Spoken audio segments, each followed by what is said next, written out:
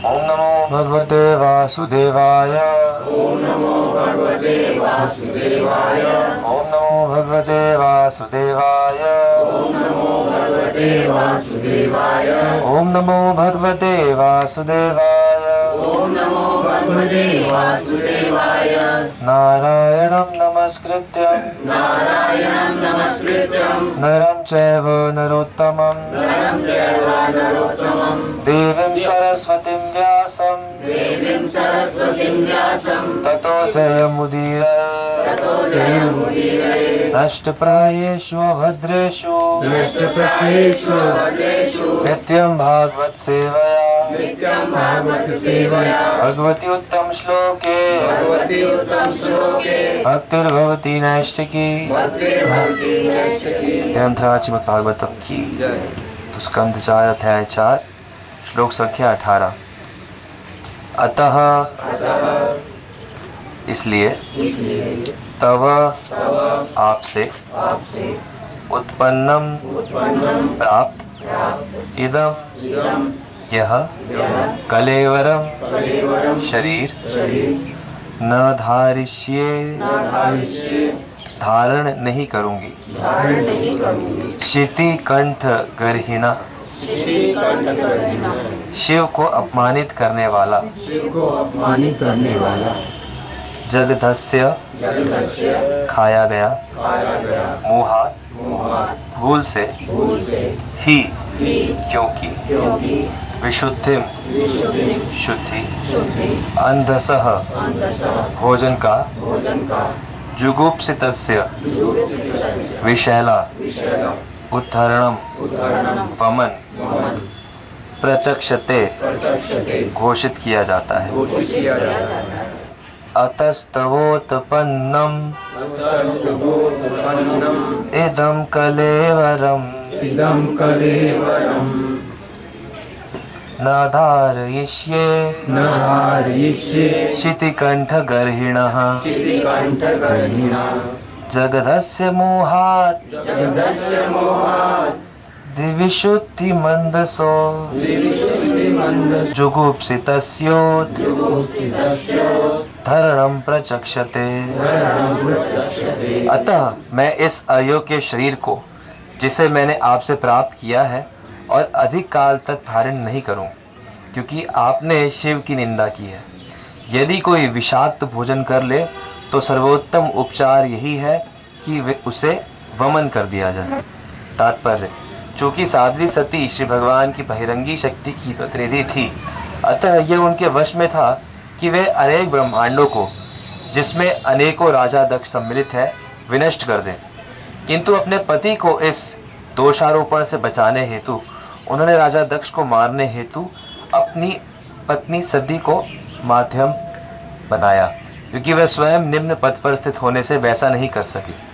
साध्वी सती ने अपना शरीर त्यागने का निश्चय किया। नहीं वेदवादान वेदों के विधि विधान अनुवर्तते पालन करते मति ही मन स्वे अपनी ओर से एवं निश्चय ही लोके आत्म में रमतः भोगता हुआ महामुने हैं उन्नत अध्यात्मवादियों का यथा जिस प्रकार गति ही मार्ग देव मनुष्योः मनुष्य तथा देवताओं का पृथक अलग अलग स्वे अपने में एवं अकेले धर्मे कर्तव्य न नहीं परम अन्य छिपेत आलोचना करे स्थितः स्थित होकर न वेदवादान अनुवर्तते मतिः स्व एव लोके रमतो महामुनेः यथा गतिर्देव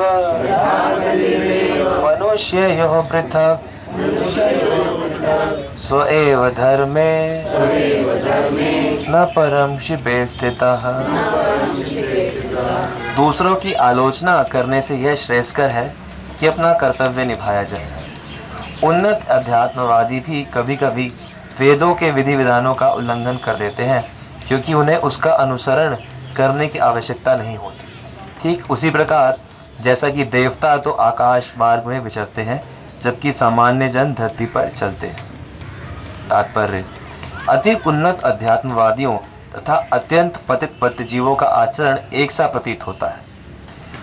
उच्चस्थ अध्यात्मवादी वेदों के समस्त विधानों का अतिक्रमण कर सकते हैं। जिस प्रकार की आकाश में विचरण करने वाले देवता पृथ्वी के समस्त जंगलों तथा शैलों को पार कर लेते हैं, किंतु सामान्य पुरुष को ऐसी सुविधा न होने से इन सारे व्यवधानों का सामना करना पड़ता है। यद्यपि परम प्रिय शिव वेदों के विधि विधानों का लेश मात्र भी पालन करते प्रतीत नहीं होते, किंतु ऐसी अवज्ञा से उन पर कोई प्रभाव नहीं पड़ता।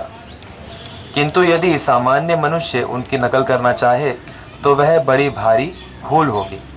सामान्य मनुष्य को वेदों के समस्त विधि विधानों का पालन करना चाहिए, जबकि दिव्य स्थिति को प्राप्त पुरुष को इन सब के पालन की आवश्यकता नहीं रह जाती। राजा दक्ष ने शिव पर दोषारोपण किया था कि वे वेदों के कठोर विधि विधानों का पालन नहीं करते, किंतु साध्वी सती ने बलपूर्वक बताना चाहा कि उन्हें ऐसे नियमों के पालन की कोई आवश्यकता नहीं थी।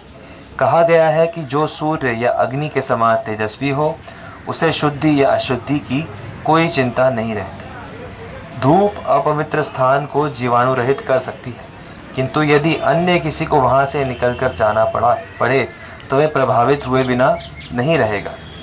मनुष्य को चाहिए कि शिव की नकल ना करे, अपितु अपने निर्दिष्ट कर्तव्यों का दृढ़ता से पालन करे। उसे चाहिए कि वह शिव जैसे महापुरुष की कभी निंदा ना करे।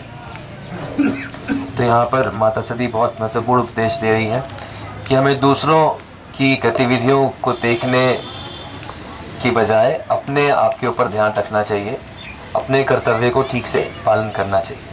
ये निंदा प्रतिनिंदा लड़ाई झगड़ा शुरू ही तब होता है जब व्यक्ति अपने आप को नहीं बल्कि दूसरे को देखता है कि दूसरा ऐसा कर रहा है, दूसरा वैसा कर रहा है, दूसरा गलत कर रहा है, दूसरा सही कर रहा है, दूसरा अच्छा कर रहा है, बुरा कर रहा है, तो वो दिखेगा, दिखता तो है ही, लेकिन उसको देखकर ध्यान उस पर ज़्यादा नहीं देना। ध्यान अपने कर्तव्य पर देना है, अपनी स्थिति पर देना है। ध्यान जो है इस पर देना है कि मेरी स्थिति कैसी है और मेरी स्थिति के अनुसार मेरे लिए क्या करणीय कर्तव्य है। तो क्योंकि हर एक व्यक्ति की स्थिति अलग है, हर एक व्यक्ति की कैपेबिलिटीज़ अलग है, हर एक व्यक्ति का जो सोच है, जो हर एक व्यक्ति के बंधन अलग हैं। हर एक व्यक्ति अलग अलग भावनाओं से बंधा हुआ है। किसी को लड्डू बांधेगा तो किसी को पूड़ी बांधेगी, हर एक की चॉइस अलग है। तो इसीलिए व्यक्ति को अपने ऊपर ध्यान देना है कि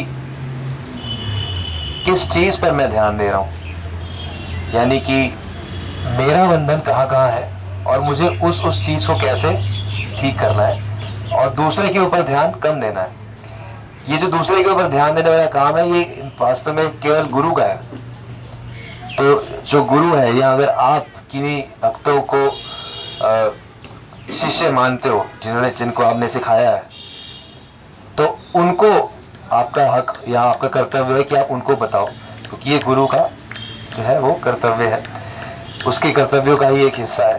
पर अन्यथा ज़्यादा इधर उधर नहीं देखना चाहिए। जितना हम इधर उधर देखते हैं उतना ही मन ऐसे भटकता है कि फिर अपने आप से ध्यान हट जाता है और निंदा प्रतिनिंदा। अब यहाँ पर दक्ष प्रजापति अगर ये ना देखते कि शिव क्या कर रहे हैं और ये समझ लेते कि शिव जो कर रहे हैं तो उनकी परिस्थिति कितनी ऊंची है, तो वो ये निंदा नहीं करते। अब माता सती ऐसे ही कर रही है। माता सती हालांकि माँ दुर्गा है, तो वो सभी ब्रह्मांड को, दक्ष प्रजापति को नष्ट कर सकती है। शिव जी भगवान तो बस यज्ञ में बैठे ही थे ना, वो क्या कर रहे थे? उन्होंने प्रणाम नहीं किया ना, सिर्फ प्रणाम नहीं किया, पहले वो तो बैठे प्रणाम नहीं किया, तो उसके कारण से दक्ष प्रजापति ने उनके और सारे जो चीज़ें हैं, क्या सारी चीज़ें हैं कि वो अपने शरीर पर राख मल के रखते हैं, अपने शरीर पर ऊर्ध्वपूर्ण तिलक नहीं लगाते। तो शास्त्र तो कहते हैं कि तिलक ऐसा ही होना चाहिए, वो जो त्रिपुंड होता है शास्त्र कई जगह उसको कहते हैं कि वो अच्छा नहीं माना जाता, लेकिन शिव जी वो लगा के रखते हैं। शरीर पर राख लपेट के रखते हैं, बदन पर सांप लपेटे हुए रहते हैं, कपड़े पहनते नहीं है। इन सब चीजों से मतलब हाँ, तो वेदों के जैसे अपशुद्धिकरण के नियम है, वही रोज नहाओ, शिव जी को कुछ फर्क ही नहीं पड़ता, नहाए नहीं नहाए। तो अब ये सारी जो चीजें हैं वो शिव जी पालन नहीं करते। तो दक्ष प्रजापति इन सब चीजों को लेकर उन्होंने सारी चीजें बोली कि ये ऐसा है, ये वैसा है, ये खराब है शिव। तो दक्ष प्रजापति को ये नहीं देखना चाहिए था कि शिव क्या कर रहे हैं, देखने से पहले उन्हें समझना चाहिए कि शिव कौन है। लेकिन उन्होंने क्या किया कि वो नहीं समझे कि शिव कौन है और बोलना शुरू कर दिया। और माता सती यही कर रही है कि वो देख रही हैं कि ये दक्ष प्रजापति है, तो ये शरीर के नाते मेरे पिता है। तो हालांकि सक्षम होने पर भी कि वो दक्ष प्रजापति तो क्या है, पूरे ब्रह्मांड को विनष्ट कर सकती है, लेकिन उन्होंने ये उचित नहीं समझा कि मैं इसको मारूं।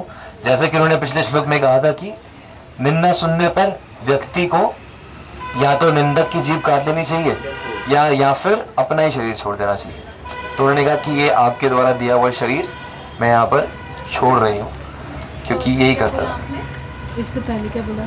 पिछले श्लोक में नहीं कि निंदा सुनने पर क्या? तो कल जो चर्चा हुई थी कि निंदा सुनने पर अगर तो सामर्थ्य हो तो निंदक जो है, जो निंदा कर रहा है, उसकी जीभ काट ले व्यक्ति, या फिर उसका वध कर दे, या फिर अपने कान बंद करके वहां से चला जाए, या फिर अपने प्राण त्याग दे।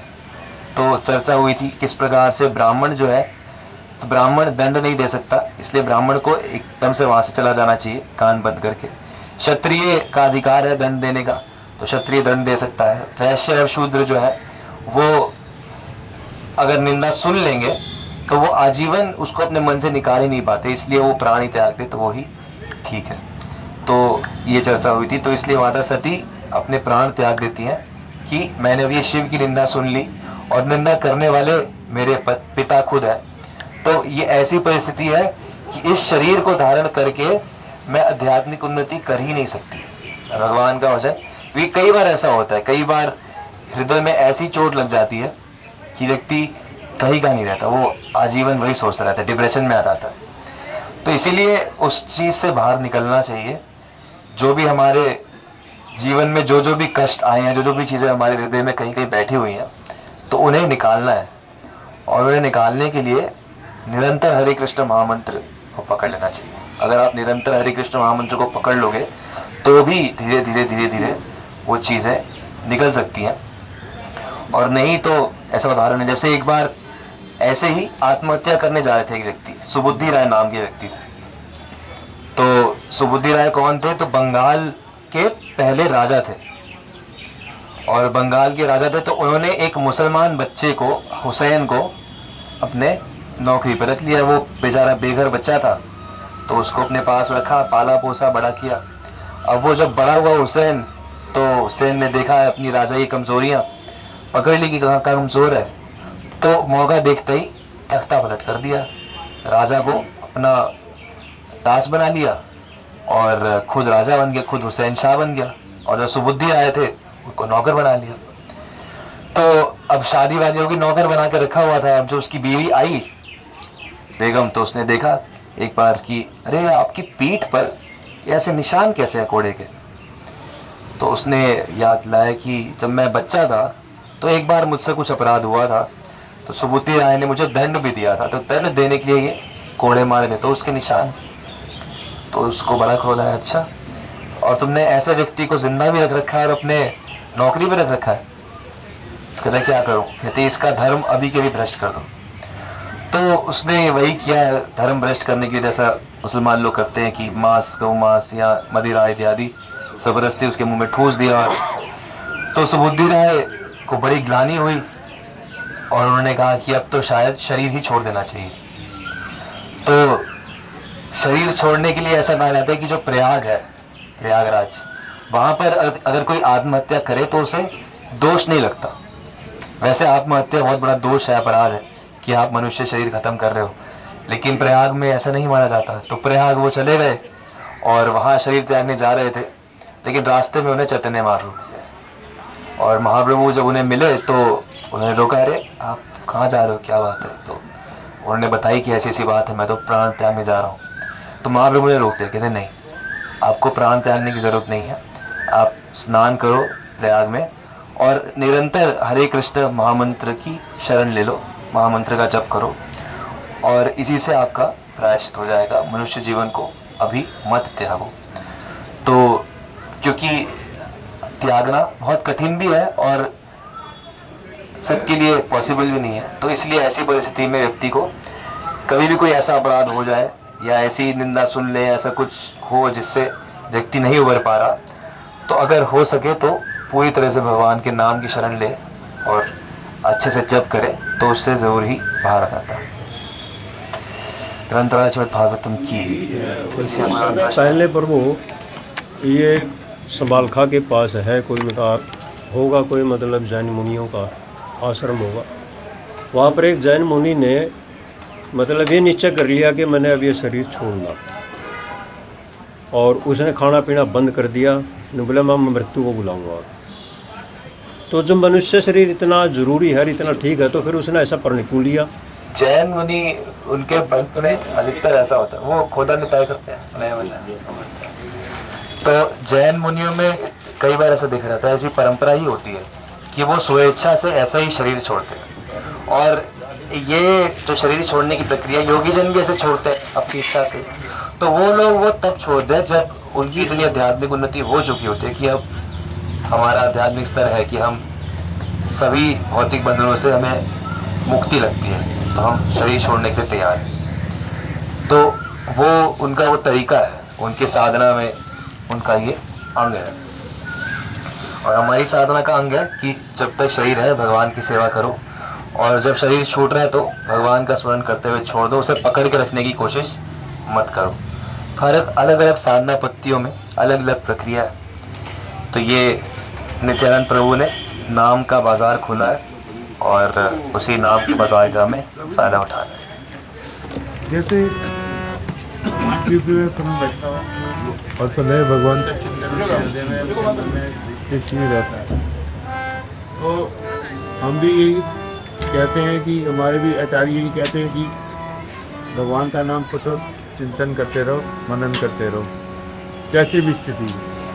तो जो कर्म हम उनको भोलेनाथ को कर्म वैष्णव कहते हैं, क्योंकि वो सिद्धि रमाए हुए हैं भगवान के नाम से। और वो जो है नहाने की चिंता, ना धोने की चिंता, बसम रमाए और ना संसान की भूख रज रमाए हुए अपने ऊपर। तो मैं ये कहना चाहूँ कि जिस वैष्णव का सवेरे 4:30 बजे उठ करके अगर वो माला पकड़ ले छीटे हाथ के और ना स्नान करे और जब तक करे, तो वो सही है गलत? जब तो किसी भी परिस्थिति में किया जा सकता है। अगर नहा के करो तो ज़्यादा अच्छा है, मन ज़्यादा अच्छे से रहेगा। लेकिन अगर कई वैष्णव हैं बिना नहाए करते हैं। और पर एक चीज़ है कि पेट साफ करने के बाद, वही तो समझते हैं। हाँ नहीं तो पेट साफ करने के बाद आपको बिना नहाए बाहर ही नहीं आना चाहिए ना। नहीं वो जैसे आप पेट साफ करो तो साथ के साथ नहा के बाहर आओ। वो समस्या ये हो जाती है कि अगर जंगल पानी की वेट करते रहो फिर तो 1-1.5 घंटा निकल। हाँ तो वही है ना, तो उससे पहले कर लो, उससे पहले मुँह हाथ धो के पेट साफ करने से पहले कर लो, उसमें कोई दिक्कत नहीं। क्योंकि पेट साफ करने पर शरीर विशेष रूप से अशुद्ध हो जाता है, तो इसलिए फिर उसको स्नान के लिए करना चाहिए। उससे पहले नहीं तो कोई बात नहीं, मुँह हाथ धो के प्रारंभ कर लिया भगवान का नाम। दो चीज़ मुझे पूछनी थी कि और जैसे निंदा वाला भी है, जैसे निंदा वाला पार्ट है, तो क्या निंदा हम अपनी कमी की वजह से भी करते हैं? मतलब कि हमें कोई कमी है और हमें सामने वाला श्रेष्ठ दिखता है तो निंदा तो हम करते ही अपनी कमी की वजह से भी क्या कर। रीज़न निंदा करने का ये है कि हम कमज़ोर हैं, हम किसी के गुण या तो सहन नहीं कर पा रहे, या हम किसी का यश कम करना चाहते हैं, तो ये हमारी कमज़ोरी ही तो है। अपनी कमज़ोरी के कारण ही तो करते हैं, और क्या कारण है निंदा का? अगर हम कमज़ोर नहीं है तो हमारे अंदर इतनी शक्ति होगी कि हम रोक पाए सामने वाले की 1000 दोष देख के भी। अगर हमें पता है कि इसकी निंदा करना हमारे हक में अधिकार में नहीं है, ये हमारा शिष्य नहीं है, और हम दूसरे किसी तीसरे व्यक्ति से निंदा क्यों करें? अगर हम शक्तिशाली हैं तो नहीं करेंगे, कमज़ोरी की वजह से ही है। और दूसरी चीज़, जैसे आप कैपेबिलिटी की बात कर रहे थे, तो कॉपी भी करते हैं कि सामने वाले ये चीज़ करो तो हम भी वही चीज़ करें, बट ज़रूरी नहीं है कि जो चीज़ वो कर सकते हैं वही सेकंड पर्सन कर सकता है। तो फिर उस सिचुएशन में क्या मतलब तो ये तो स्वभाव है ना मनुष्य का स्वभाव है कि वो कॉपी करता है। आसपास वाले जो कर रहे होते हैं उसे लगता है मैं भी कर लूँ, मैं क्यों नहीं कर सकता। तो वो तो है ही, लेकिन जब वो प्रयास करेगा तो अगर कर पाएगा तो बहुत अच्छा है, नहीं कर पाएगा तो सब अपनी कैपेबिलिटी समझ में आएगी। प्रयास करने पर, कॉपी करने पर ही तो समझ में आता है कि ये मेरी कैपेबिलिटी है या नहीं है। अब आप भगवान शिव की तरह 5 दिन बिना नहाए रहा के देख लो तो आपको समझ में आ जाएगा। या भगवान की शिव की तरह गांजा पी के देख लो, वही भगवान का स्मरण हो रहा है कि किसका स्मरण हो रहा है। तो एक बार करोगे तो पता चल जाता है कि अरे नहीं भगवान नहीं, कि तो कुछ और ही स्मरण हो रहा है, तो समझ में आ जाएगा अगर बुद्धिमान हो तो ये चीज़ है कि ट्राई करके देख सकते हैं। और पर जहाँ पर बहुत ही स्टार्क डिफरेंस होता है तो वहाँ पर इसीलिए आपस में जैसे भक्त संघ में क्लोज जो आसपास के भक्त हैं उनकी कॉपी आपस में परस्पर ही थोड़ा सा कंपटीशन जो है, हेल्दी कंपटीशन, वो भक्ति को थोड़ा सा सपोर्ट भी करता है। लेकिन अगर आप बिल्कुल किसी उच्च कोटि के वैष्णव से बिल्कुल डायरेक्ट कंपटीशन सोचोगे कि अरे मैं भी ऐसे कर लूँ, वो पूरी रात जाके कीर्तन करते हैं मैं भी कर लूँ और फिर सो भी ना दिन में, तो ऐसे करते हैं कई वैष्णव लोग। लेकिन हम सोचेंगे तो 2-2 घंटे सोते हैं कई सारे वैष्णव लोग, लेकिन हम सीधा कौन करेंगे भाई, सिर्फ इतना ही करेंगे और बाकी सारी चीज़ें भी कर लेंगे तो मुश्किल हो जाएगा। तो इसलिए थोड़ा थोड़ा कर सकते हैं, बाकी कैपेबिलिटी धीरे धीरे समझते हुए। हरे कृष्णा। चैतन्य प्रभु की बरसो खेर खबर गाय, बरसो खेर खबर गाय,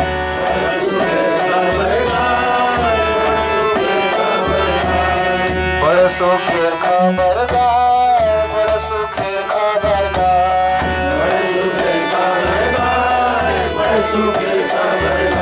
सूर्य भी कुंज पे नामर हाथ खुले छे,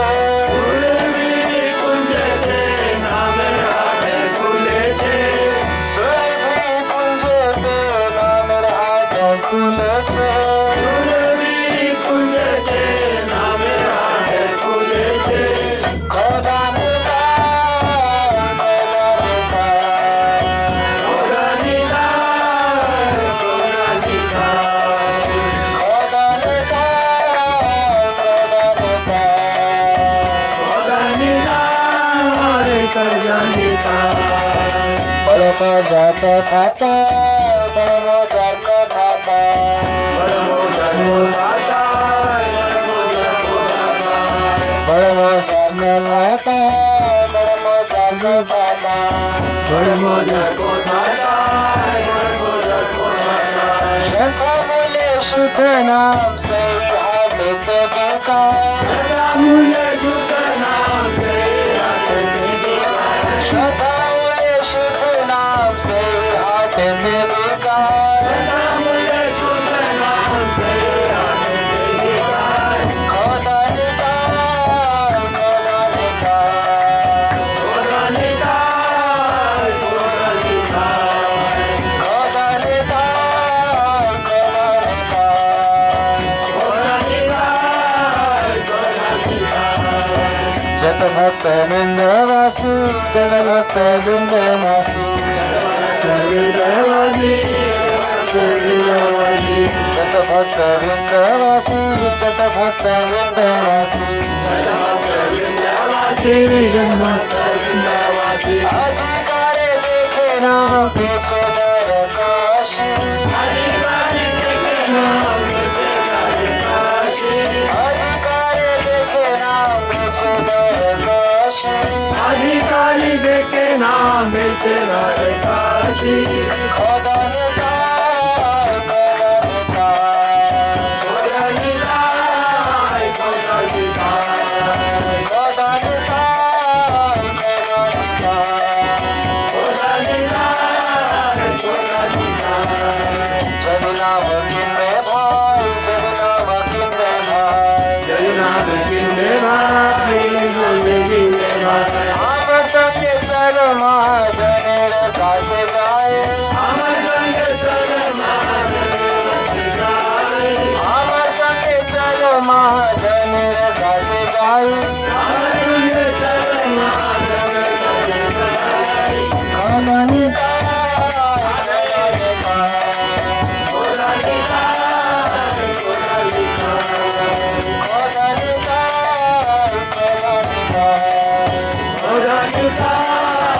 Come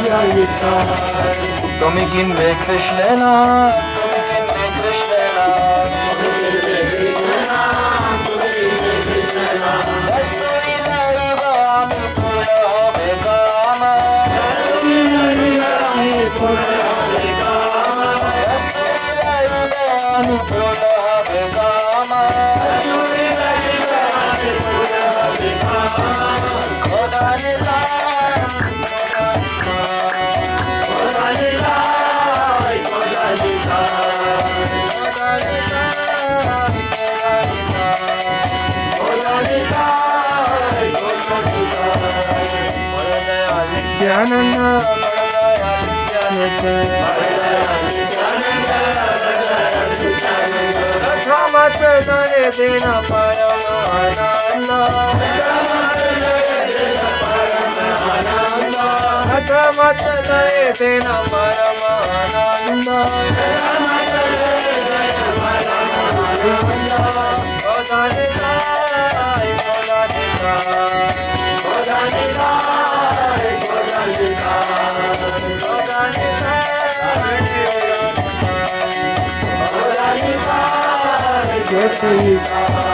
एक बार देखे छे जल, एक बार देखे चखे जले,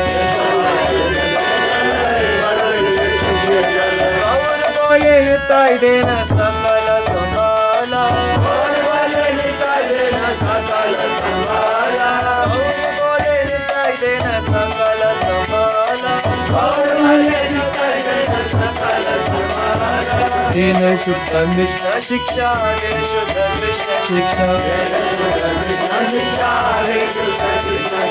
जाति धन विद्या बल न करे अपेक्षा, जाति धन विद्या बल न करे अपेक्षा, जाति धन विद्या बल न करे अपेक्षा, जाति धन विद्या बल न करे अपेक्षा। खुदा देता, खुदा देता, खुदा देता, खुदा देता, खुदा देता,